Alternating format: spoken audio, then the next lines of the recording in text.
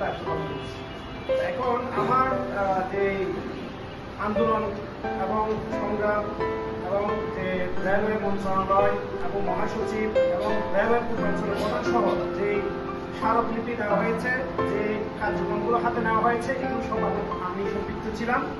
আমি এখান থেকে যেটা বুঝতে পেরেছি, এইখানে আন্দোলন ছাড়া এই রেলওয়ের পূর্বাঞ্চলের আমাদের দোহাতারি কক্সবাজার পর্যন্ত চট্টগ্রাম থেকে যে ট্রেনটা আমাদের চট্টগ্রামবাসী স্বপ্ন পূরণ হবে।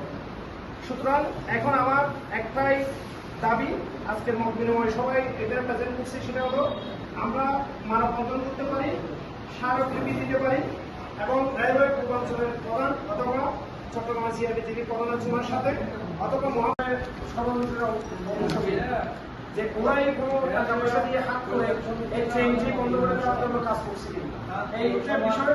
দ্বিতীয় আরেকটি বিষয় হচ্ছে আমাদের মেয়র মহোদয় আমাদের যেটা বলছে, মহোদয়ের নেতৃত্বে একটা মত বিনিময় সভা এবং স্মারকলিপি দিব এবং ওখানে আমরা এমপিদেরকে সম্পৃক্ত করব। আমরা মহাপরিচালক হোক, চট্টগ্রামের প্রধান ইঞ্জিনিয়ার তোমার সাথে হোক, বসে আমরা একটা আলোচনা করে